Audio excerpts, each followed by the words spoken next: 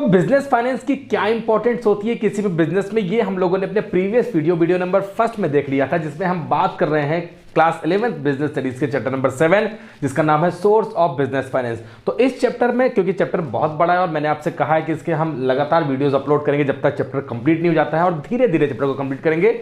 आज मैं इसी वीडियो में आपके लिए जो चैप्टर है इसका नेक्स्ट वीडियो नंबर 2 लेकर आया हूं। और आज यहां पर अगर आप बोर्ड देख पा रहे हैं तो बहुत खचाखच भरा हुआ है, बहुत ही ज्यादा यहां पर हम चीज़ों को डिटेल में डिस्कशन करेंगे। और मैंने लिखा है, चीज़ें हैं तो बहुत कम, लेकिन मैंने उसको काफ़ी डिटेल में लिखा है, इसलिए बोर्ड भरा हुआ दिख रहा है। और आज हम बात करने वाले हैं ओनर्स फंड के बारे में।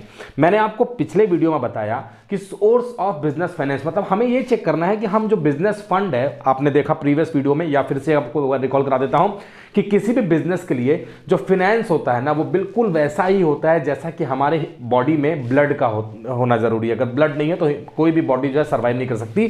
ठीक वैसे ही बिजनेस करने के लिए हमारे लिए होना जरूरी है फाइनेंस का। Finance is the life blood of the business. तो फाइनेंस का होना बहुत ज्यादा जरूरी है। फाइनेंस का मतलब पैसे से।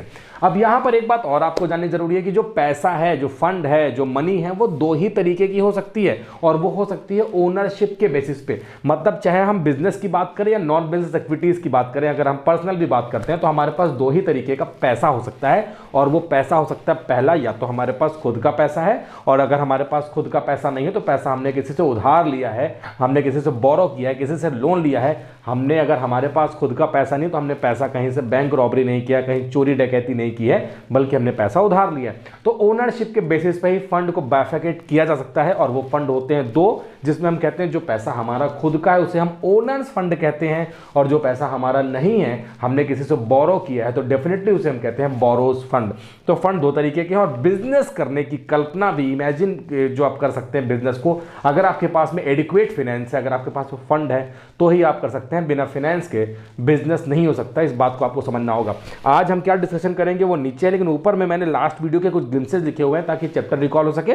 और प्रीवियस वीडियो की लिंक भी आपको डिस्क्रिप्शन में मिल जाएगी, वहां से देखिएगा जरूर। अगर प्रीवियस वीडियो देखेंगे तो ये वीडियो समझना और ज्यादा ईजी होता जाएगा। देखते हैं क्या लिखा हुआ है। Source of business finance on the basis of ownership. Ownership के बेसिस पे अगर हम बात करते हैं कि हमारे पास जो फाइनेंस है बिजनेस के लिए, जिसे हम लाइफ ब्लड कहते हैं, जिसके बिना बिजनेस पॉसिबल नहीं है, तो वो होता है ओनरशिप के बेसिस पे दो तरीके का, जिसमें लिखा है ओनर्स फंड। ओनर्स फंड मतलब जो बिजनेस का ओनर होगा। पहले यहाँ पे एक बात आपको बहुत अच्छे से समझनी चाहिए, चाहे वो सोल प्रोप्राइटरशिप बिजनेस हो, चाहे वो पार्टनरशिप हो, चाहे वो हिंदू अनडिवाइडेड फैमिली बिजनेस हो, चाहे वो कोऑपरेटिव सोसाइटी हो, चाहे वो फॉर्म कंपनी हो, ज्वाइंट स्टॉक कंपनी हो, किसी भी बिजनेस में एंड रिजल्ट जो होता है वो प्रॉफिट होता है। और जो प्रॉफिट को शेयर करता है, जो प्रॉफिट को लेता है, जो प्रॉफिट में अपना हिस्सा दिखाता है, वो कहलाता है बिजनेस का ओनर। पार्टनरशिप बिजनेस में एक या दो से ज्यादा पार्टनर थे, एक से ज्यादा मतलब दो और दो से ज्यादा हो सकते हैं। तो पार्टनरशिप बिजनेस में प्रॉफिट को कई सारे लोग आपस में बांटते थे, लेकिन अल्टीमेटली प्रॉफिट को ही बांटते थे। और जो प्रॉफिट को शेयर करेगा, जो प्रॉफिट में हिस्सेदारी दिखाएगा, वो ही कहलाता है ओनर। ऐसे तो हम किसी को पैसा अगर उधार देते हैं और उसके बदले हमें इंटरेस्ट मिलता है, तो हम उस बिजनेस के ओनर थोड़ी हो जाते हैं।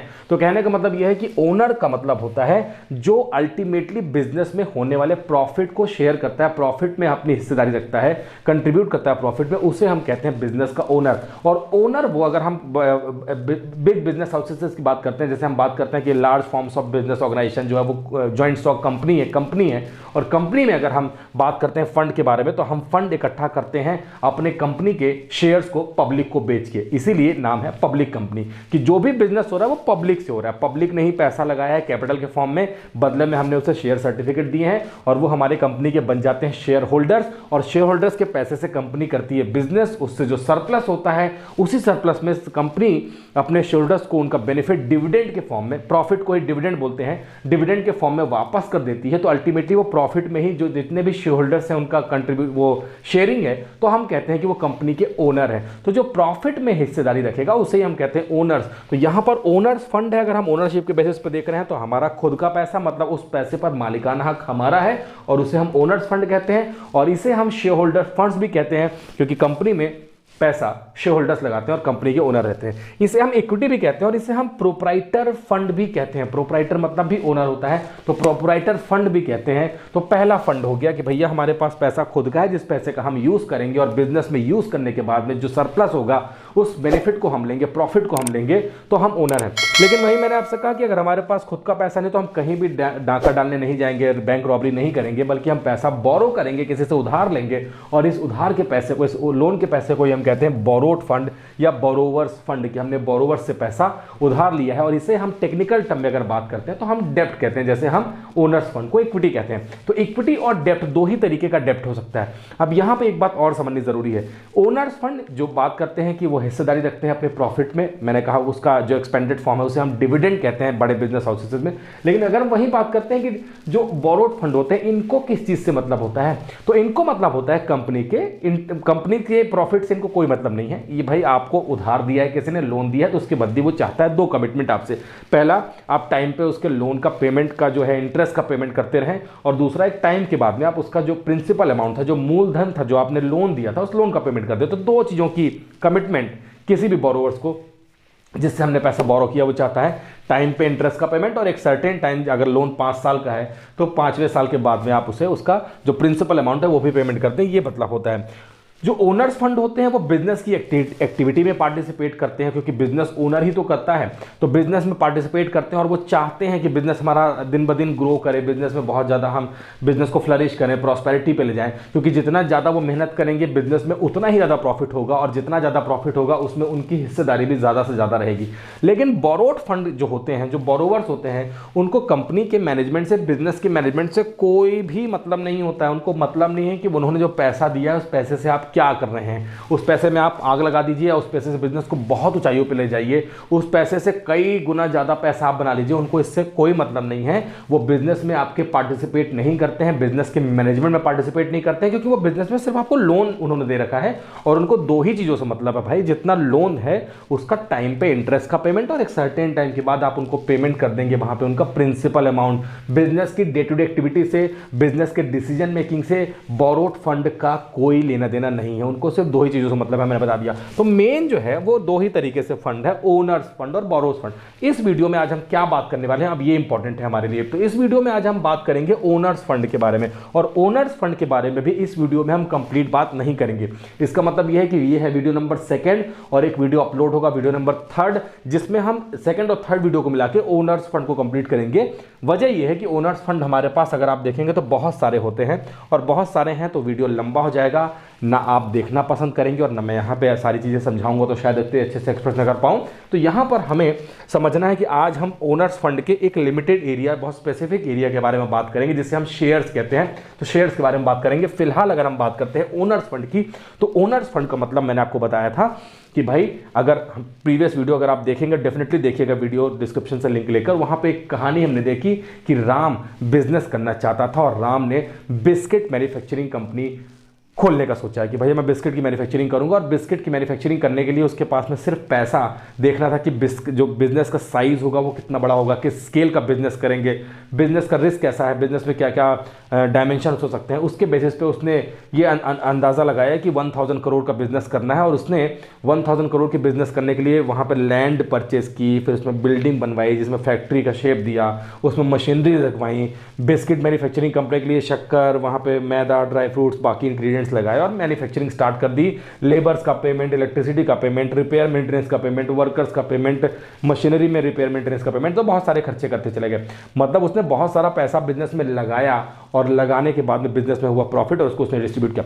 अब कहने का मतलब ये है कि बिजनेस कर रहा है, और बिजनेस अभी तक मैन्युफैक्चरिंग स्टार्ट नहीं हुई, उसने जो बिस्किट का प्रोडक्शन स्टार्ट नहीं किया था, बावजूद उसके उसने बहुत सारा एक्सपेंडिचर बिजनेस में कर दिया था। वहाँ पे लैंड, बिल्डिंग, प्लांट, मशीनरी और रिपेयर मेंटेनेंस में, डे टू डे एक्टिविटी में उसने बहुत सारा खर्चा कर दिया था। अब इन खर्चों को करने के लिए चाहिए फंड, और यही फंड जो उसने बिजनेस में इन्वेस्ट कर दिया, इसे हम कहते हैं इन्वेस्टमेंट इन फिक्स्ड एसेट्स। अगर मैं ये कहूँ कि उसने फिक्स्ड एसेट्स में पैसा लगाया है, या अगर मैं ये कहूँ कि उसने फिक्स्ड एसेट्स बिजनेस में इंट्रोड्यूस की है, तो इस पर कोई भी फर्क नहीं है। फिक्स्ड एसेट्स या फिक्स्ड कैपिटल दोनों का सेम मतलब हो जाता है जब हम बिजनेस में उस पैसे को इंट्रोड्यूस कर देते हैं। फिक्स्ड का मतलब होता है कि हम पैसे को लॉन्ग टर्म बेनिफिट के हिसाब से बिजनेस में इन्वेस्ट करते हैं। तो यहाँ पे दो यूनिकनेस होती हैं फिक्स्ड एसेट्स या फिक्स्ड कैपिटल में। पहला ये कि फिक्स्ड एसेट्स या फिक्स्ड कैपिटल में जो हम अमाउंट लगाते हैं, जो हम क्वांटम ऑफ अमाउंट लगाते हैं, वो बहुत ज़्यादा अमाउंट होता है, मतलब कंपेयर टू अदर जो एक्सपेंडिचर होते हैं उसके कंपेरिजन में बहुत ज़्यादा होता है। और दूसरा, ये हम very short period of time के लिए बिजनेस में इंट्रोड्यूस नहीं करते, ये हम मान के चलते हैं कि बिजनेस हमारा लॉन्गर पीरियड ऑफ टाइम तक चलेगा, रहेगा और बहुत ज़्यादा समय तक बिजनेस चलेगा। इसके लिए हमने वहाँ पे ह्यूज अमाउंट ऑफ फंड एक ह्यूज टाइम के लिए, एक लंबे समय के लिए, वहाँ पे लॉन्ग टाइम के लिए बिजनेस में इंट्रोड्यूस किया है। तो कैपिटल की रिक्वायरमेंट जो थी वो फिक्स्ड एसेट्स के लिए सबसे ज़्यादा थी। फिर हम लोगों ने देखा था कि भाई बिजनेस करने के साथ में उसमें हमको वर्किंग कैपिटल की जरूरत पड़ेगी। मैंने आपसे कहा कि रॉ मटेरियल लाना पड़ेगा, फैक्ट्री में डालेंगे, प्रोसेस होगा, बिस्किट बन के निकलेगा, मार्केट में बिकने जाएगा, फिर हमारे पास रॉ मटेरियल खत्म हो जाएगा, फिर हम रॉ मटेरियल लाएंगे, फिर हम अपने वर्कर्स की सैलरी, बिजली का बिल, टेलीफोन का बिल, रिपेयर, मेंटेनेंस, फैक्ट्री का बिल, ये सब पेमेंट करते रहेंगे। और लगातार बिजनेस में जिस फंड की रिक्वायरमेंट होगी वो very short period of time के लिए होगा, जो बार बार चाहिए होगा, बार बार पैसा मार्केट से वापस आएगा, बिस्किट बिकेगा तो, और उस पैसे से हम फिर बिजनेस करेंगे, जिसे हम कहते हैं वर्किंग कैपिटल। ऐसी कैपिटल जो बिजनेस में वर्क कर रही है, इसके लिए भी हमें चाहिए होगा फंड। और तीसरा फंड जो हमें चाहिए था, जिसे हम कहते हैं कि बिजनेस जिस लेवल पे हम कर रहे हैं उतने लेवल तक करके तो कोई भी खुश नहीं होता। हम चाहते हैं कि बिजनेस हमारा ग्रोथ करे, प्रॉस्पेरिटी पर जाए, और हम बिजनेस की ग्रोथ करना चाहते हैं, बिजनेस का एक्सपेंशन करना चाहते हैं, उसको बढ़ाना चाहते हैं। फिर हम नई फैक्ट्री और सेटअप करना चाहते हैं, हम अपने नंबर ऑफ ब्रांचेस बढ़ाना चाहते हैं, नई मशीनरी लगा के किसी नए गुड्स का प्रोडक्शन करना चाहते हैं। तो जब नई मशीनरी लगेगी तो नया गुड्स का प्रोडक्शन होगा, तो नए वर्कर चाहिए, तो नया लेबर चाहिए, तो नई फैक्ट्री चाहिए, तो हमें नया रॉ मटेरियल चाहिए, सब कुछ चाहिए। और ये सब पॉसिबल हो पाएगा अगर आपके पास फंड है। तो फंड की रिक्वायरमेंट थी। और ओनरशिप के बेसिस पे अगर हम देखते हैं तो हमारे पास लिखा है कि जो फंड है, बिजनेस में आपने खुद का पैसा इंट्रोड्यूस किया और उस पैसे से इंट्रोड्यूस करने के बाद में बिजनेस करते रह गए आप, और बिजनेस में होने लगा प्रॉफिट, और उसी प्रॉफिट को आप फिर से बिजनेस में इंट्रोड्यूस कर देते हैं, और ऐसा आप लगातार करते हैं, तो हम कहते हैं कि हमारे पास जो ओनर्स फंड है, जो खुद का पैसा है, वो दो तरीके का है। पहला, आपने जो बिजनेस में स्टार्टिंग में लगाया वो जो बिजनेस के पर्पज से लगाया था वो, और दूसरा उस बिजनेस में करते करते जो प्रॉफिट हुआ, लगातार आप प्रॉफिट को इकट्ठा कर रहे थे और उस प्रॉफिट को भी आपने बिजनेस में लगा दिया। तो ओनर्स फंड अगर आप देखेंगे तो आपको दिखेगा फंड कंट्रीब्यूटेड बाय ओनर। आपने जो ओनर, मतलब जो राम ने हमारे इस एग्जांपल में, इस कहानी में लगाया था, और बहुत बड़े बड़े ओनर्स होते हैं या बहुत सारे जो ओनर होते हैं, जैसे मैंने आपसे कहा कि पब्लिक कंपनी में ओनर कोई एक नहीं है, जो भी कंपनी के शेयर परचेस करता है वो कंपनी का ओनर कहलाता है। तो ओनर ने जो कैपिटल लगाई है as well as accumulated profit of the company. तो एक्यूमुलेटेड प्रॉफिट का मतलब हो गया कि मैंने आपको गुल्लक एग्जाम्पल, कॉइन बॉक्स एग्जाम्पल दिया था कि आपके पेरेंट्स आपको मंथली जो पॉकेट मनी है वो देते हैं, और आप उसमें से बहुत सारा पैसा अपनी समझदारी से सेव कर लेते हैं, सेविंग्स कर लेते हैं कॉइन बॉक्स में, गुल्लक में, और एक टाइम के बाद में वो बहुत सारा पैसा, मतलब हर महीने धीरे धीरे इकट्ठा होते होते वो पैसा एक्यूमुलेट होकर एक लार्ज अमाउंट ऑफ फंड बन जाता है, और उस पैसे पर मालिकाना हक अगर किसी का है तो वो सिर्फ आपका है, और आप उसके कहलाते हैं ओनर। और इसीलिए जो हमारा ओनर्स फंड है उसमें हम एक्यूमुलेटेड प्रॉफिट को भी इंट्रोड्यूस करते हैं, ऐड करते हैं, इन्वॉल्व करते हैं। तो ये हमारे लिए ओनर्स फंड हो गया। ओनर्स फंड की सबसे बड़ी फीचर ये है कि ओनर फंड में हमारे ऊपर कोई ऑब्लिगेशन पेमेंट की नहीं होती है कि हमें किसी को पेमेंट करना है, क्योंकि भाई गुल्लक में जो पैसा वो आपका है, आपको उस पैसे को, आपने लोन थोड़ी ना लिया है कि आपको किसी को वापस करना होगा, या उस पैसे का इंटरेस्ट आपको किसी को देना होगा, या कोई दूसरे चार्जेस देने होंगे, ऐसा कुछ भी नहीं है, वो आपका है और उस पैसे पर पूरा पूरा हक जो है, जो ओनरशिप है वो आपकी है। अगर हम देखते हैं कि फीचर्स क्या होते हैं यहाँ पर, अगर हम देखें कि ओनर्स फंड के फीचर्स क्या होते हैं, तो बहुत इंटरेस्टिंग से फीचर होते हैं। पहला लिखा है source of permanent capital. Permanent capital का मतलब होता है कि बिजनेस में पैसा लग गया, अब बिल्डिंग बन गई, अब मशीनरी लग गई, बिजनेस में हमने फैक्ट्री सजा दी, बिल्डिंग मशीनरी फैक्ट्री लगा दी, लैंड परचेस कर ली, और सब हमारा चकाचक हो गया है, और ये हमने अपने खुद के पैसे से किया है। अब बिजनेस चलता रहेगा, चलता रहेगा, चलता रहेगा। एक पब्लिक कंपनी जो होती है वो पब्लिक से पैसा इकट्ठा करती है। अब इस कहानी को बड़े गौर से सुनिएगा, बहुत इंटरेस्टिंग पॉइंट है इस सोर्स ऑफ परमानेंट कैपिटल को समझने के लिए। कंपनी का कंसेप्ट ये है कि कंपनी बनी, उसको भी बिल्डिंग बनानी थी, उसको भी बिजनेस करना था, उसको भी फैक्ट्री लेनी थी, उसको भी लैंड परचेस करना था, मशीनरीज लगानी थी, और उसने पब्लिक से पैसा इकट्ठा किया। पब्लिक में राम, श्याम, मोहन, सोहन, रमेश, सुरेश, महेश जैसे बहुत सारे शेयर होल्डर्स थे, उन्होंने कंपनी में पैसा लगाया, और इस लालच में लगाया कि कंपनी इस पैसे का जब बिजनेस करेगी तो जो प्रॉफिट होगा, जो सरप्लस होगा, वो उनको डिविडेंड के फॉर्म में वापस करेगी। ठीक है, अब पैसा लग गया, अब कंपनी ने बिजनेस स्टार्ट कर दिया, लेकिन इसी बीच में मान लेते हैं एक शेयर होल्डर है राम। अब राम को अचानक से जो पैसा उसने कंपनी में लगाया था, जो कंपनी पैसा वापस से बिल्डिंग प्लांट मशीनरी में इन्वेस्ट कर चुकी है, और उस कंपनी उस पैसे से अपना बिजनेस कर रही है, लेकिन राम को आज अपना पैसा वापस चाहिए। तो राम को अपना पैसा वापस चाहिए, तो कंपनी कहती है कि भाई आपका पैसा हम वापस नहीं करेंगे, क्योंकि आपका पैसा तो हमने बिजनेस में इन्वेस्ट कर दिया है। तो अगर आपको अपना पैसा वापस चाहिए क्योंकि जो हमने आपको शेयर दिए थे वो एक हब, एक जगह है जिसे हम कहते हैं कि वो शेयर मार्केट है। ऐसे तो नहीं नेगोशिएशन हो जाएगा, तो शेयर मार्केट से सारी डीलिंग होती है। तो शेयर मार्केट में आप जाइए और वहां पर आप किसी ऐसे पर्सन को ढूंढिए जो आपके उस शेयर को परचेस करना चाहता होगा और आपको उससे मिल जाएगा कैश और आप अपने शेयर उसको दे दीजिएगा। तो मतलब आप कंपनी में पैसा इन्वेस्ट करने के बाद में वापस से कंपनी से पैसा वापस तो ले सकते हैं, लेकिन वो सिर्फ एक ही कंडीशन में आप कंपनी से पैसा वापस ले सकते हैं, और वो कंडीशन है कि अगर कंपनी वाइंड अप हो रही हो, कंपनी बंद हो रही हो, कंपनी का शट डाउन पॉइंट हो रहा हो। अदरवाइज कंपनी में जो कैपिटल शेयरहोल्डर्स ने लगाई है वो कंपनी के लिए परमानेंट कैपिटल होती है। अगर शेयरहोल्डर को अपना पैसा वापस चाहिए तो कभी भी पैसा वापस ले सकता है, लेकिन उसके लिए उसको शेयर मार्केट में जाना होगा और वहां से किसी ऐसे पर्सन को ढूंढना होगा। ढूंढने की जरूरत नहीं है, सारे एजेंट, सारा ऐसा सिस्टम बना हुआ है कि आपको आसानी से वहां पे शेयर्स को परचेस करने वाले लोग होते हैं, उतने ही शेयर्स को सेल करने वाले होते हैं, और वो इंटरचेंजेबिलिटी चलती रहती है। कंपनी के पास पैसा बना हुआ है, कंपनी उस पैसे से बिजनेस करती रहेगी, और इसीलिए लिखा है सोर्स ऑफ परमानेंट कैपिटल। तो कंपनी अपना पैसा वापस, मैंने आपसे कहा कि शेयर होल्डर्स का पैसा जो कि पब्लिक के पैसे से बिजनेस कर रही है तो वापस तो करेगी, लेकिन ओनर कभी नहीं चाहता कि कंपनी बंद हो, और ओनर बेचारे शेयर होल्डर्स ही हैं। तो शेयर होल्डर्स कंपनी में पैसा लगाते हैं और कंपनी पैसा वापस करती है सिर्फ एक ही कंडीशन में, अगर कंपनी होने वाली होगी बंद तो उनको पैसा वापस कर दिया जाएगा। ठीक है, पहला पॉइंट हो गया। दूसरा लिखा है provision of risk capital. Owner जो है भाई वो तो रिस्क लेगा ही लेगा। रिस्क किस बात का है? अगर आप बिजनेस कर रहे हैं, मिस्टर राम जो अपनी बिस्किट मैन्युफैक्चरिंग कंपनी चला रहे हैं, उनका बिस्किट मार्केट में बहुत तेजी से बिक रहा था, वो बहुत सारा प्रॉफिट कमा रहे थे, तो अपने वर्कर्स की जो उन्होंने सैलरी है वो बढ़ा दी थी क्या? नहीं, वर्कर जितनी सैलरी पा रहा था उतनी ही सैलरी पा रहा था, और राम जो है वो मलाई खा रहा था, बहुत सारा प्रॉफिट हो रहा था। लेकिन आज हो गई कंडीशन उल्टी। आज हुआ ये कि मार्केट में जरा हमारा बिस्किट कम बिक रहा है और प्रॉफिट की जगह वहाँ पे प्रॉफिट कम हो रहा है, या अगर मैं कहूँ कि लॉस हो रहा है, तो क्या आप उस वर्कर को सैलरी कम देंगे क्या, या उसकी सैलरी कम कर देंगे क्या? नहीं। जब आप ज़्यादा कमा रहे थे तब भी, और अगर आप कम कमा रहे हैं तब भी, जो आपके लायबिलिटीज़ हैं उसका पेमेंट आपको एज इट इज़ करना ही होगा, आपको तो उनका पेमेंट करना ही है। जब आप ज़्यादा प्रॉफिट कमा रहे थे तब तो उन्होंने डिमांड नहीं की थी, तो जब कम आप कमा रहे हैं तो आप उन्हें कम कैसा दे सकते हैं? उन्हें तो एक पैरेलल वे से आपको पेमेंट करनी होगी। तो यहाँ पे प्रोविजन ऑफ रिस्क कैपिटल का मतलब होता है कि कंपनी में बहुत ज़्यादा प्रॉफिट कई बार हो जाता है, कंपनी बहुत प्रॉफिट कमाती है, तो डिविडेंड हमारे शेयरहोल्डर्स को बहुत ज़्यादा मिल जाता है। लेकिन वही, क्योंकि ये ओनर हैं, जो हमारे शेयरहोल्डर्स हैं ये हमारे ओनर हैं, और ओनर जो है उसके ऊपर सारा दारोमदार होता है, रिस्क उसी का होता है। तो ज़्यादा प्रॉफिट हुआ, ज़्यादा डिविडेंड बढ़ जाएगा, लेकिन अगर बिजनेस हमारा बूम से डिप्रेशन पीरियड में चला गया है, प्रॉफिट कम हो रहा है या प्रॉफिट नहीं हो रहा है, तो आपको बाकी खर्चों के पेमेंट तो करने पड़ेंगे, लेकिन यहां पर आपको पैसा वापस नहीं मिलेगा डिविडेंड का, क्योंकि आप ओनर हैं और सारी रिस्पॉन्सिबिलिटीज आपके ऊपर में। तो इसका ध्यान हमें रखना होगा कि प्रोविजन ऑफ रिस्क कैपिटल है। कई बार तो ऐसा हो जाता है कि अगर बिजनेस हो रहा होता है बंद, भगवान ना करे कि कोई कंपनी बंद हो, लेकिन कोई कंपनी एडवर्स सिचुएशन में आके जब प्रॉफिट में नहीं चलती, प्रॉस्पेरिटी नहीं होती है, तो हमें कंपनी बंद करनी पड़ती है। और अगर हम कंपनी बंद कर रहे हैं उस टाइम पे सारे लायबिलिटी का पेमेंट करने के लिए अगर हमारे पास में पैसा नहीं है, तो ओनर्स अपने जो कैपिटल है उससे भी कंट्रीब्यूट करते हैं, और इसीलिए इसे हम कहते हैं कि प्रॉफिट तो बहुत दूर की बात हो गई, जो पैसा हमने बिजनेस में इंट्रोड्यूस किया था एज शेयर कैपिटल, वो पैसा भी हमारा हमें वापस नहीं मिल पाता है। तो एक अनसर्टेन कंडीशन वहां पे बनी रहती है प्रोविजन ऑफ रिस्क कैपिटल की, इसीलिए हम रिस्की कैपिटल कहते हैं। और ओनर है, risk and reward goes together का कंसेप्ट है। अगर आप रिस्क नहीं लेंगे तो बिजनेस कैसे करिएगा? तो रिस्क लेना ही पड़ेगा ओनर को, लेकिन इसका मतलब ये नहीं कि हर टाइम रिस्क होता है। कंपनी है, प्रॉस्पेरिटी ग्रोथ करेगी और डिविडेंड बहुत ज्यादा होगा, और इसीलिए उन लोगों ने पैसा बिजनेस में लगाया है। पॉइंट नंबर 3 लिखा है नो सिक्योरिटी रिक्वायर्ड।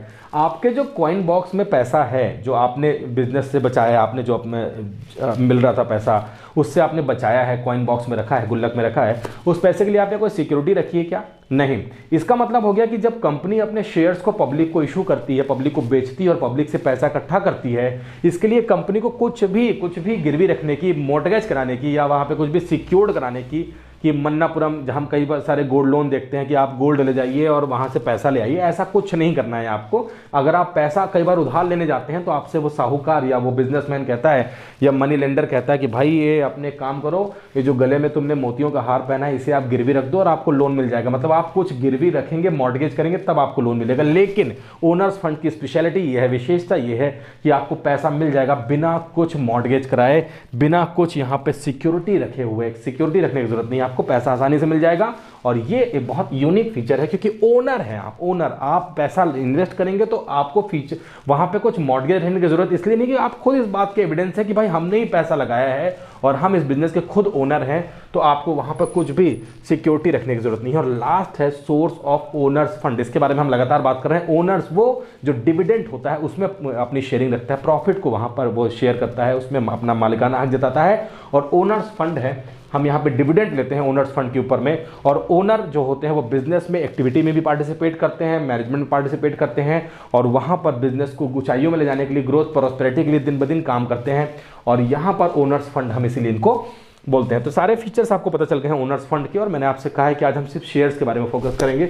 अगर ओनर्स फंड के बारे में हम बात करते हैं तो कौन कौन से होते हैं ये बात कर लेते हैं, जिसमें से पहला है इक्विटी शेयर। इक्विटी शेयर क्या होता है अभी जानते हैं क्योंकि ये चैप्टर इसी के बारे में है आज। दूसरा है प्रेफरेंशियल शेयर, मैंने शॉर्टकट में लिखा है प्रेफरेंशियल शेयर। प्रेफरेंशियल शेयर और इक्विटी शेयर में क्या डिफरेंस होता है, क्यों प्रेफरेंशियल शेयर बोलते हैं ये भी हम जानेंगे। इसके अलावा तीसरा है रिटेन्ड अर्निंग।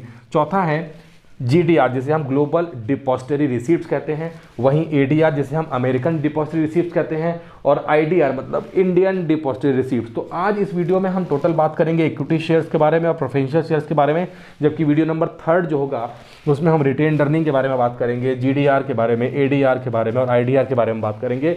और इसके बाद जो वीडियो बनेगा उसमें हम बात करेंगे बोरोड फंड के बारे में। तो लगातार बैक टू बैक 2 वीडियोज जो आएंगे वो ओनर्स फंड के ऊपर ही होंगे। अब इस वीडियो में आज हम बात करेंगे इक्विटी शेयर्स और प्रेफरेंशियल शेयर के बारे में। रिटेन्ड अर्निंग के बारे में मैंने आपको बता दिया कि जो पैसा हम अपने सरप्लस का डिविडेंड बांटने के बाद भी बचा लेते हैं, रिटेन कर लेते हैं, रोक लेते हैं, वही है ओनर्स हमारे लिए रिटेन्ड अर्निंग। जैसे कि मैंने आपसे कहा कि आपके पेरेंट्स ने आपको पॉकेट मनी के लिए पैसा दिया, उसमें से बहुत सारा पैसा आपने सेव कर लिया और यही बचा हुआ पैसा हमारे लिए रिटेन्ड अर्निंग कहलाता है। ओनर्स फंड का पार्ट होता है, इक्विटी में कवर होता है, शेयर होल्डर फंड्स में, प्रोप्राइटर फंड्स में कवर होता है। तो ये हमारे पास अगर आप देखेंगे तो टोटल हमारे पास 6 है, लेकिन आज हम यहाँ पे सिर्फ 2 के बारे में बात करेंगे और स्टार्ट करते हैं। अगर आप देखेंगे तो 2 में से पहला है इक्विटी शेयर और दूसरा है प्रेफरेंशियल शेयर। हम पहले बात करेंगे प्रेफरेंशियल शेयर और इक्विटी शेयर में से इक्विटी शेयर्स के बारे में। इक्विटी शेयर्स कंपनी के शेयर कैपिटल को इकट्ठा करने के लिए एक शेयर है। अब यहाँ पे एक इंपॉर्टेंट बात और समझ लेते हैं फिर आगे चलते हैं। हम बात कर रहे हैं इक्विटी शेयर्स, प्रेफरेंशियल शेयर्स। भाई ये शेयर्स क्या होता है, पहले शेयर्स के बारे में जान लेते हैं। तो शेयर्स का मतलब होता है किसी भी जो कैपिटल होती है उसको छोटे छोटे छोटे छोटे छोटे बहुत सारे छोटे छोटे इक्वल पार्ट्स में तोड़ देना। मैंने एक इंपॉर्टेंट वर्ड यूज किया है, इक्वल पार्ट्स में तोड़ देना। एग्जाम्पल के साथ समझेंगे ज्यादा इजी होगा। A, B, C और D 4 लोगों को मैंने 500 रुपीज़ के नोट दिए कि लो भैया 500 रुपीज़ का छुट्टा ले आओ, खुल्ला ले आओ, चेंज ले आओ। ए जाता है और वहाँ पर 100 रुपीज़ के 5 नोट लेकर आ जाता है। मैंने कहा वेरी गुड। बी जाता है वहाँ पर 50 रुपीज़ के नोट लेकर आता है 500 के। सी को भेजता हूँ तो 20 रुपीज़ के नोट लेके आता है। लेकिन वहीं डी को भेजता हूँ तो उसमें से एक नोट 50 का है, एक 100 का है, एक 200 का है और बहुत सारे 10 के नोट्स हैं और वहाँ पे कई सारे कॉइन्स भी हैं। ऐसे केस में अगर हम बात करते हैं कि भाई यहाँ पे शेयर्स हम किसे बोलेंगे, तो ए बी सी जिन्होंने 100 रुपीज़ के मल्टीपल में सारे ही नोट 100 के थे या सारे ही नोट 20 के थे या सारे ही नोट वहाँ पे 50 रुपीज़ के थे, तो इक्वल पार्ट्स में थे और इसे हम कहते हैं शेयर्स। तो शेयर्स का मतलब होता है जब हम किसी बड़े अमाउंट को छोटे छोटे पार्ट्स में तोड़ देते हैं और हर एक पार्ट अपने आप में खुद की आइडेंटिटी रखता है जिसे हम शेयर्स कहते हैं और उसकी वैल्यू सारे ही जितने टुकड़े हुए हैं सबकी वैल्यू सेम होती है, तो उसे हम कहते हैं शेयर्स। शेयर्स का मतलब आप यूँ समझिए कि टोटल किसी एक बड़ी सी चीज़ का छोटा सा पार्ट जो अपने आप में कंप्लीट है और जिसकी वैल्यू बाकी के सारे पार्ट्स के इक्वल है, उसे हम कहते हैं शेयर। तो यहाँ पर शेयर का मतलब हो गया कि हमने कंपनी में जो कैपिटल लगाया है, एक बड़ा अमाउंट लगाया है, मान लेते हैं 10 करोड़ रुपीज़ लगाया है, और अगर मैं चाहता हूँ कि उसमें हर एक शेयर 100 रुपीज़ का हो तो 100 रुपीज़ के कितने शेयर होंगे ये आप अंदाजा लगा सकते हैं कि आप 10 करोड़ रुपीज़ को 100 से डिवाइड कर दीजिए तो जो आंसर आएगा वो आपके नंबर्स ऑफ शेयर्स कहलाएंगे और हर शेयर की वैल्यू सेम होगी, अपने आप में वो शेयर कंप्लीट होगा। तो ये हमारे लिए शेयर्स कहलाता है। अब शेयर जो होते हैं वो 2 टाइप के होते हैं और शेयर से ही बनता है शेयर कैपिटल। मतलब जब आप कंपनी के शेयर परचेस करेंगे, राम श्याम मोहन सोहन रमेश जैसे बहुत सारे शेयर होल्डर्स होंगे जो कंपनी के शेयर्स को परचेस करेंगे और जब मेरे पास एक बड़ा अमाउंट सबका आता जाएगा पैसा तो उसे मैं शेयर कैपिटल बोलूँगा कि बहुत सारे शेयर्स मिलकर शेयर कैपिटल बन जाती है। तो यहाँ पे शेयर्स का मतलब क्लियर हो गया है जिसके 2 पार्ट्स हैं, पहला है इक्विटी शेयर्स और दूसरा है प्रेफरेंशियल शेयर। इक्विटी शेयर्स जो वर्ड बना है वो इक्वालिटी से बना है या इक्विटी से बना है, मतलब कंपनी में जो इक्विटी शेयर्स में पैसा लगाएगा उसको डिविडेंड इक्वल रेट से मिलेगा, इक्वल रेट से डिविडेंड मिलेगा। लेकिन अगर हम बात करते हैं कि जो कंपनी के प्रेफरेंशियल शेयर होते हैं, इनको डिविडेंड इनको भी मिलेगा, ये भी कंपनी के ओनर ही हैं, तो डिविडेंड तो दोनों को ही मिलना है, चाहे वो इक्विटी शेयर्स हो चाहे वो प्रेफरेंशियल हो। लेकिन इक्विटी शेयर्स को जो डिविडेंड मिल रहा है वो इक्वल वेटेज के साथ मिल रहा है। लेकिन प्रेफरेंशियल शेयर नाम से ही देखिए कितना क्लियर है, प्रेफरेंस मतलब उनको हमने प्रेफरेंस दिया है over equity shares. Equity shares के पहले डिविडेंड बढ़ रहा था और डिविडेंड बढ़ने के लिए कंपनी में पहले जो बुलाया गया है, बोला गया है कि आ जाओ प्रेफरेंशियल शेयर वाले, पहले डिविडेंड आपको मिलेगा क्योंकि आपने कंपनी से प्रेफरेंशियल शेयर ही परचेस किए हैं। आपने स्टार्टिंग में ही आपके पास ऑप्शन था कि आप प्रेफरेंशियल शेयर लेना चाहते हैं कि इक्विटी शेयर लेना चाहते हैं, तो अगर उन्होंने प्रेफरेंशियल शेयर लिए हैं तो भाई प्रेफरेंस तो मिलेगा। तो डिविडेंड बढ़ रहा है और डिविडेंड में पहले डिविडेंड लेने का राइट जो है वो है प्रेफरेंशियल शेयर्स को, जबकि जो बचा हुआ डिविडेंड है अब वो इक्वल बढ़ जाएगा हमारे इक्विटी शेयर होल्डर्स के लिए, इसलिए इक्वल बढ़ जाएगा से मैंने कहा कि ये इक्विटी शेयर्स इक्वल से बने हैं। तो प्रेफरेंशियल शेयर है और इक्विटी शेयर्स हैं। इक्विटी शेयर्स की एक टेक्निकल डेफिनेशन अगर आप बुक में देखेंगे तो आपको दिख जाएगी, मैं आपके लिए पढ़ देता हूं। इक्विटी शेयर जो होते हैं वो एक परमानेंट सोर्स ऑफ कैपिटल होते हैं क्योंकि वो बिजनेस का में पैसा लगाते हैं, और इक्विटी शेयर्स को कोई भी प्रेफरेंशियल राइट नहीं होता है जो कि प्रेफरेंशियल शेयर्स को होता है। जैसे कि मैंने आपसे कहा कि प्रेफरेंशियल शेयर को सबसे पहले प्रेफरेंस है डिविडेंड लेने का, लेकिन इक्विटी शेयर्स को कोई भी प्रेफरेंशियल राइट नहीं है। इक्विटी शेयर्स वो हैं जो सारे खर्चे काटने के बाद, सारा इवन प्रेफरेंशियल शेयर को डिविडेंड देने के बाद जो डिविडेंड बचेगा उस डिविडेंड में वो पार्टिसिपेट करेंगे। तो कंपनी का अगर हम कहते हैं कि डिविडेंड बढ़ रहा है तो पहले डिविडेंड बटेगा प्रेफरेंशियल शेयर को क्योंकि इक्विटी शेयर को कोई प्रेफरेंशियल राइट नहीं है, और दूसरा कंपनी का अगर वाइंडिंग अप हो रहा है तो उसमें भी पहले, क्योंकि पैसा तो दोनों ही लगाया है, इक्विटी शेयर्स ने भी लगाया है और प्रेफरेंशियल शेयर्स ने भी लगाया है, तो पहला पैसा वापस लेने का जो राइट होगा वो होगा प्रेफरेंशियल शेयर्स का, इक्विटी शेयर का राइट नहीं होगा। तो इक्विटी शेयर्स के कंपैरिजन में प्रेफरेंशियल शेयर को दो प्री एम्प्टिव राइट्स हैं। अगर हम कहते हैं प्रेफरेंशियल राइट, और वो राइट है कि भाई पहले कंपनी में जो डिविडेंड है उसमें लेने का राइट प्रेफरेंशियल शेयर को है, और अगर कंपनी खुदा ना खास्ता बंद हो रही है तो इक्विटी और प्रेफरेंशियल शेयर में से पहले प्रेफरेंशियल शेयर वालों का पैसा वापस किया जाएगा और बाद में जो बचा हुआ पैसा वो इक्विटी शेयर्स वालों को वापस किया जाएगा। हो सकता है कि पैसा ना भी बचे तो इक्विटी शेयर्स वालों को कुछ ना मिले। मतलब कि इक्विटी शेयर्स के कंपैरिजन में प्रेफरेंशियल शेयर्स होल्डर्स को दो प्री एम्प्टिव या प्रेफरेंशियल राइट हैं, पहला डिविडेंड लेने का और दूसरा कंपनी के वाइंडिंग अप पे कंपनी से अपना प्रॉफिट, अपना कैपिटल वापस लेने का। तो ये दोनों के बेसिक डिफरेंस हैं। तो कुल मिला के ये आपको समझना है कि इक्विटी शेयर्स वो हैं जो कंपनी के परमानेंट ओनर हैं, और कंपनी में क्योंकि ओनर परमानेंट हम इसी को बोल सकते हैं कि भाई जो सबसे लास्ट में लेता हो, इवन प्रेफरेंशियल शेयर वालों को भी हम ओनर्स फर्स्ट में कवर करते हैं लेकिन इनको भी हम पहले थोड़ा प्रेफरेंस देते हैं। तो अल्टीमेटली पूरा दारोमदार बेचारा जो है, जिनके कंधे पर पूरा बोझ है कंपनी का, वो इक्विटी शेयर्स हैं, और इक्विटी शेयर्स वो हैं जो कंपनी के रियल ओनर बोले गए हैं। अब देखते हैं कि इक्विटी शेयर्स के यहाँ पर हमारे पास फीचर्स क्या है। मैंने आपसे कहा कि डेफिनेशन आप बुक में देख सकते हैं और वीडियो के लास्ट में इक्विटी शेयर्स की एक कंप्लीट डेफिनेशन का स्क्रीनशॉट मैं आपको दे दूंगा। तो यहाँ पर लिखा है प्राइमरी रिस्क बियरर। सबसे पहले तो पैसा इक्विटी शेयर्स नहीं लगाया था, और पैसा लगाने के बाद मैंने आपसे कह दिया कि ये वो हैं जो कंपनी में तब पैसा लगा रहे थे जब प्रोडक्शन हो ही नहीं रहा था। तो हुआ क्या भाई, राम ने बिजनेस स्टार्ट करने के लिए फैक्ट्री लगा दी, मशीनरी लगा दी, बिल्डिंग बनवा ली और रॉ मटेरियल ले आया, लेकिन अभी तक उसने इतना सारा पैसा बिजनेस में लगा दिया है और अभी तक बिजनेस से हुआ नहीं है प्रॉफिट, क्योंकि मैन्युफैक्चरिंग स्टार्ट नहीं हुई है, हो भी गई है तो मार्केट में भी इतना ज़्यादा प्रॉफिट नहीं हुआ है। तो प्राइमरी जो रिस्क बियरर होता है, कोई ना कोई तो बनना ही पड़ता है, और वो मालिक ही बनता है, मतलब ओनर्स ही बनता है। और उस ओनर्स में से दो ओनर आपको दिख रहे हैं, पहला इक्विटी शेयर, दूसरा प्रेफरेंशियल शेयर। तो इक्विटी शेयर वाले जो होते हैं वो एक्चुअल में हीरो होते हैं और वो प्राइमरी रिस्क बियरर होते हैं। वो रिस्क लेते हैं कि हम इस कंपनी में पैसा लगाएंगे और कंपनी बिजनेस करेगी, और कंपनी जब बिजनेस करेगी तो डेफिनेटली हमको पैसा डिविडेंड के फॉर्म में वापस करेगी। तो प्राइमरी रिस्क बियरर हैं। कंपनी में कई बार प्रॉफिट नहीं होता है तो इनको कुछ नहीं मिलता है, प्रॉफिट ज़्यादा होता है तो ज़्यादा प्रॉफिट मिलता है, इसलिए इसे हम रिस्क बियरर कहते हैं। मैंने आपको अभी थोड़ा देर पहले बता दिया कि प्रोविजन ऑफ रिस्क कैपिटल है, risk and reward goes together का कंसेप्ट है। इसके अलावा अगर हम बात करते हैं तो लिखा हुआ है claim over residual income. Claim over residual income का मतलब भी बहुत क्लियर है कि कंपनी में जो भी खर्चे होते हैं, कि सिंपल बिजनेसमैन की बात कर लीजिए, अगर हम इक्विटी शेयर्स को थोड़ा देर रोक देते हैं और एक बिजनेसमैन है आप, तो आप अपना प्रॉफिट कब मानेंगे? आप अपना प्रॉफिट मानेंगे बिजली में जितने भी एक्सपेंडिचर होते हैं सबको करने के बाद में, अपने वर्कर्स की सैलरी, स्टाफ की सैलरी, वेजेस पेमेंट करने के बाद में, कमीशन देने के बाद में, इलेक्ट्रिसिटी का बिल पेमेंट करने के बाद में, बिल्डिंग का रेंट पेमेंट करने के बाद में, सारे खर्चे टैक्सेस देने के बाद में जो बच जाएगा वो आपका होगा। मतलब जो रेसिडुअल, मतलब जो सबसे घटा हुआ इनकम है, जो खर्चे काटने के बाद बचा है वो कहलाता है ओनर का। और क्योंकि इक्विटी शेयर्स ओनर हैं इसीलिए रेसिडुअल इनकम कंसेप्ट है। और यहां पर तो रेसिडुअल इनकम इसलिए भी है क्योंकि इनको अपने प्रॉफिट के पहले इनका प्रॉफिट देना है प्रेफरेंशियल वालों का, तो प्रेफरेंशियल वालों का प्रॉफिट देने के बाद में जो बेचारा निचोड़ने के बाद में बच जाता है वो प्रॉफिट होता है हमारे पास में इक्विटी शेयर्स का। तो क्लेम ओवर रेसिडुअल इनकम मतलब ये क्लेम करेंगे उस डिविडेंड में जो सारे बिजनेस के एक्सपेंडिचर को और सारी लायबिलिटीज को पेमेंट करने के बाद होता है। तो ये इसका एक फीचर हो सकता है। इसके अलावा लिखा है बेसिस फॉर लोन। ये बहुत इंटरेस्टिंग और इंपॉर्टेंट पॉइंट इसलिए है कि अगर आपको लोन लेना है, एक कंपनी है और कंपनी को आज लोन चाहिए मतलब बोरो करना चाहती है, तो एक बात पक्की है भैया कि अगर आप लोन लेने गए हैं तो कोई भी बैंक वाला या कोई भी मनी लेंडर जो आपको पैसा दे सकता है वो आपके इस थोबड़े को, इस फेस को देख के लोन नहीं देने वाला है।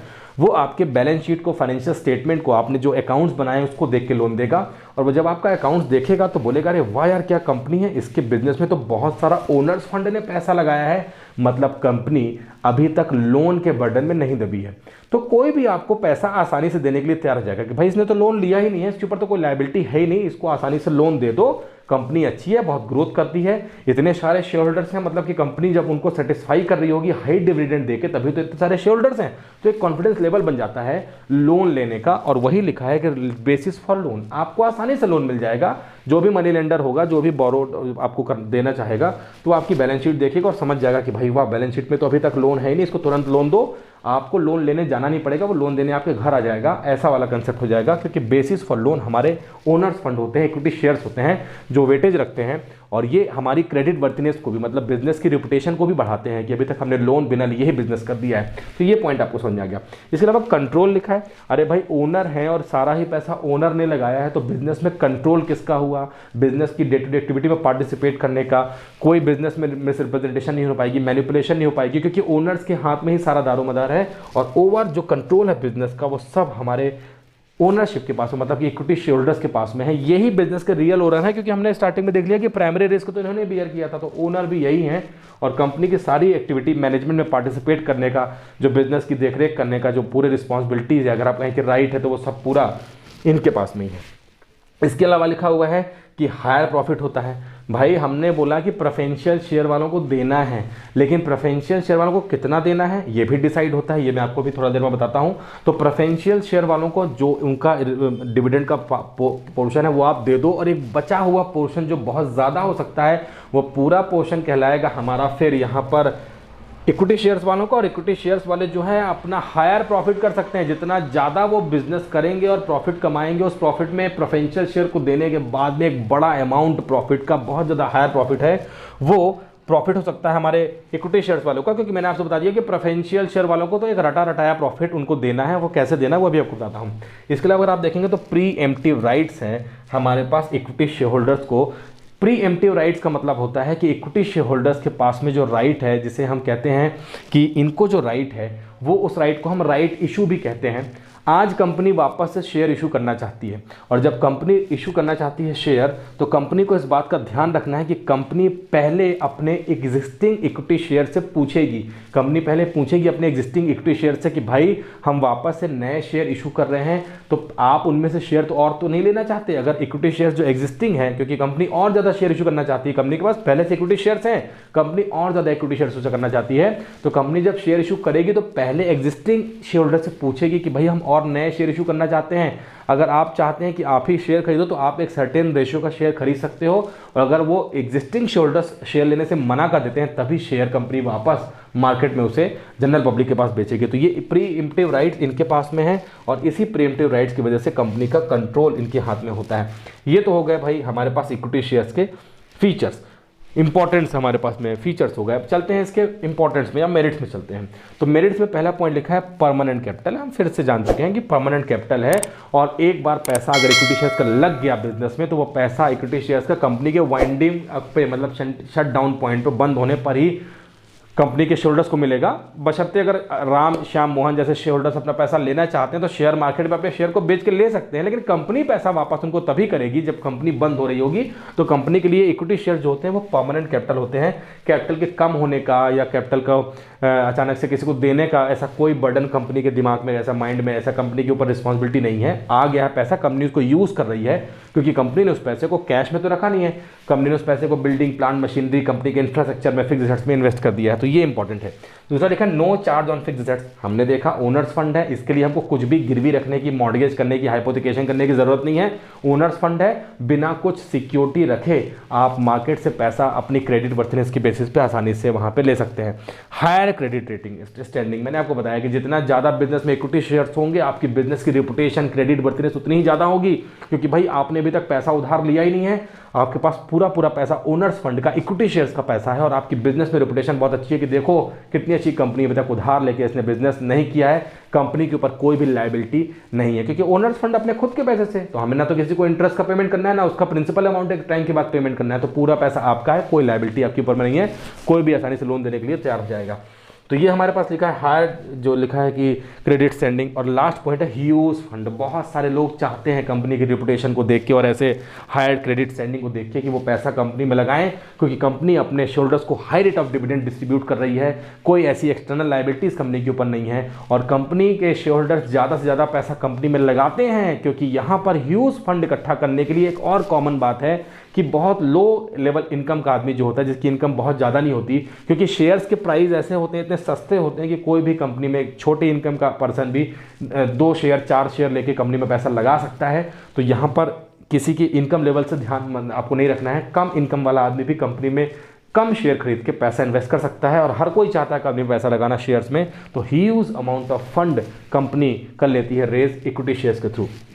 डीमेरिट्स में पहला पॉइंट अगर आप देख पा रहे हैं तो लिखा हुआ है, इसका डीमेरिट से थोड़ा सा बुराई भी करते हैं, चलिए, तो लिखा है रिस्क ऑफ फ्लक्चुएटिंग रिटर्न्स। बिल्कुल सही है, बिल्कुल सही है, क्योंकि मैंने आपसे कहा कि कंपनी कई बार ज़्यादा कमाती है तो ज़्यादा प्रॉफिट होता है, कंपनी कई बार कम कमाती है और कंपनी कई बार नहीं भी कमाती है, और नहीं कमाती की वजह यह है कि कंपनी को बाकी जो लायबिलिटीज़ है उसकी पेमेंट करनी है, और उसके लायबिलिटी की पेमेंट करने के बाद अगर कुछ बच भी गया तो पहले हमारे पास प्रेफरेंशियल शेयर है, हमको इनका पेमेंट करना है, प्रेफरेंशियल शेयर का पेमेंट करने के बाद बेचारा क्या बच गया, हमारे पास कुछ नहीं बच गया, तो फ्लक्चुएटिंग रिटर्न है, कभी रिटर्न बहुत ज़्यादा मिलता है तो कभी बहुत कम मिलता है, कभी नहीं भी मिलता है। तो ये एक डीमेरिट का पॉइंट है। लोग इस वजह से कई बार हेजिटेट भी होते हैं इक्विटी शेयर्स में पैसा लगाने से, वो चाहते हैं कि प्रेफरेंशियल शेयर में पैसा लगा दो यार, एक रेट से डिविडेंड तो मिलेगा ही मिलेगा, तो ये हो सकता है कि इसके डीमेरिट्स में। वहीं लिखा है कि लीगल फॉर्मेलिटीज़ हमें बहुत सारी करनी होती हैं, ये बिल्कुल फैक्ट है, कंपनी है, और कंपनी के फॉर्मेशन में अगर आपने जो चैप्टर पढ़ा था फॉर्म्स ऑफ बिजनेस ऑर्गेनाइजेशन, उसमें हमने कंपनी के फॉर्मेशन को देखा था। जब कंपनी के फॉर्मेशन में इतनी सारी लीगल फॉर्मेलिटीज हमने की कि वहाँ पे MOA, AOA, प्रॉस्पेक्टस और बहुत सारे लीगल फॉर्मेलिटीज़ की, रजिस्ट्रार के पास में गए, प्रॉस्पेक्टस छपवाया और हमने रजिस्ट्रेशन की फीस जमा की, तो लीगल फॉर्मेलिटीज़ कंपनी के बनने में थी, तो कंपनी के शेयर इशू करने में कैसे नहीं होगी। तो बहुत सारी लीगल फॉर्मेलिटीज़ बिल्कुल एकदम जाल बन जाता है, उन फॉर्मेलिटीज़ को पूरा करना पड़ता होता है, ये एक डीमेरिट हमारे लिए हो सकता है। और लिखा है इनफ्लेक्सिबिलिटी। इनफ्लेक्सिबिलिटी का मतलब होता है कि भाई कंपनी है और कंपनी चल रही है, कंपनी में कई बार प्रॉफिट हुआ और कई बार प्रॉफिट नहीं हुआ, और इनफ्लेक्सिबिलिटी का मतलब हो गया कि आपने बहुत सारा पैसा लगा दिया कंपनी में।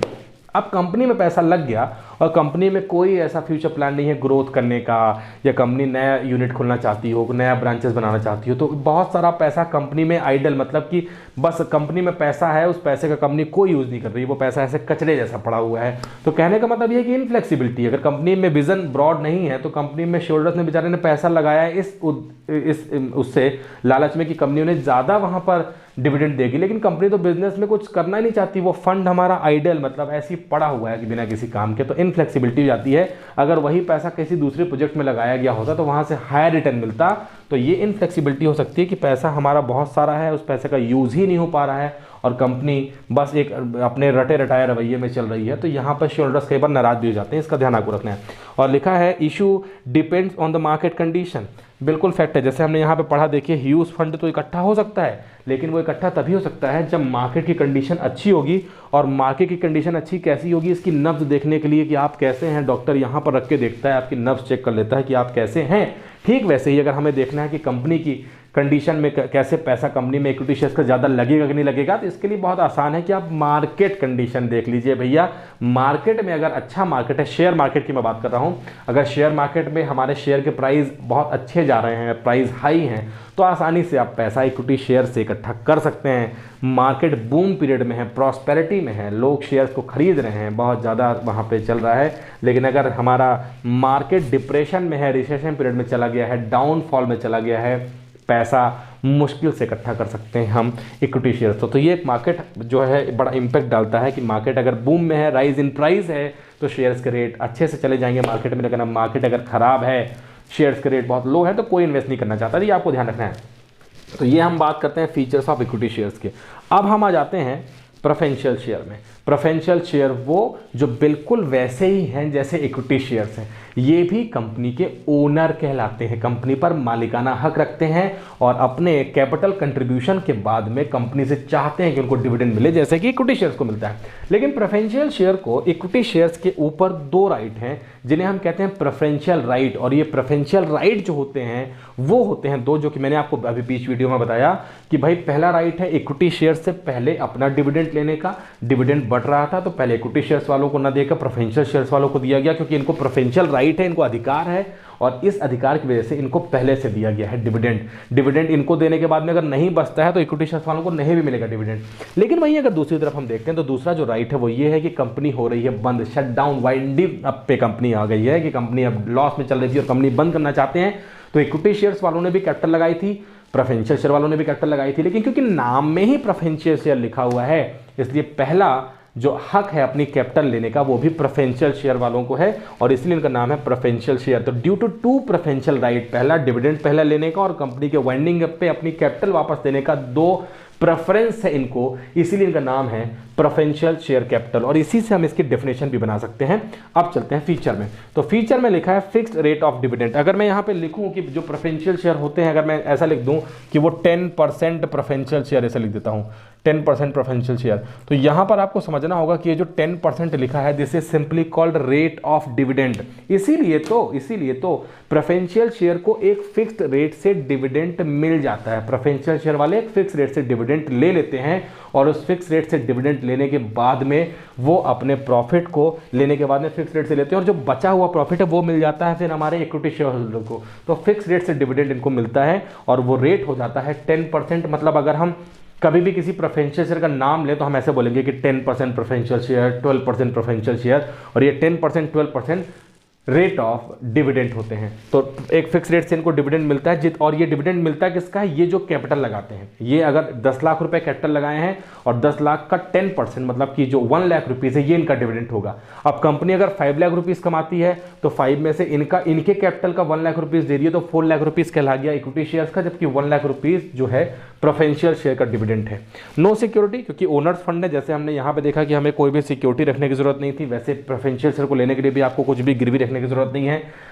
हाइब्रिड सिक्योरिटी है। हाइब्रिड सिक्योरिटी का मतलब होता है कि भैया इनको एक रटे रटाए रेट से पैसा मिल जाता है, इनको कंपनी में रिस्क के चांसेस भी कम होते हैं कि इनको नहीं मिलेगा, क्योंकि इनको पता है कि भाई हमने जितना लगाया है उसका 10% हमको मिलेगा और वो भी हमें पहले मिलेगा, क्योंकि इनको मिल रहा है प्रेफरेंशियल शेयर के बाद में। अगर कंपनी बहुत ज़्यादा प्रॉफिट कमाती है या बहुत ज़्यादा पैसा ये लोग लगाते हैं तो उस पैसे के हिसाब से ज़्यादा यहाँ पे इनको बेनिफिट के चांसेस हैं कि कंपनी में पैसा लगाने के बाद में इनको लगातार वहाँ पर एक रेट से डिविडेंड मिलता रहता है। और वोटिंग राइट की अगर बात करते हैं तो प्रेफरेंशियल शेयर को वोटिंग राइट नहीं होता है, वोटिंग राइट होता है इक्विटी शेयर्स को।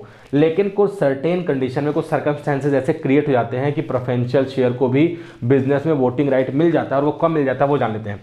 अगर कंपनी लगातार 2 साल तक हुआ ये कि भाई अभी हम अपने अपकमिंग वीडियो में टाइप्स ऑफ प्रेफरेंशियल शेयर बोलेंगे, इस वीडियो में तो नहीं दिखाऊंगा मैं आपको, लेकिन नेक्स्ट वीडियो में बताऊंगा कि प्रेफरेंशियल शेयर जो होते हैं वो 8 टाइप के होते हैं और 8 टाइप में से एक प्रेफरेंशियल शेयर वो भी होता है जिसको डिविडेंड लगातार 2 साल से कंपनी नहीं पेमेंट कर पा रही है। भाई डिविडेंड हमने देखा है कि तभी कंपनी पेमेंट करेगी जब कंपनी खुद प्रॉफिट कमा रही होगी, क्योंकि ओनर्स फंड में कवर होते हैं ये, और ओनर अपना प्रॉफिट सबसे लास्ट में देखेगा। कंपनी डूब रही है तो पहले कंपनी को डूबने से बचाना होगा और बाद में अपना प्रॉफिट देखना होगा। कंपनी भी इसी थीम से चल रही है कि ये जो शेयर होल्डर्स हैं, चाहे वो इक्विटी इक्विटी चाहे प्रेफरेंशियल हो, तो इनका डिविडेंड देंगे तो जरूर, लेकिन वो डिविडेंड देंगे पहले सारे हम बिजनेस की लायबिलिटी का पेमेंट करेंगे।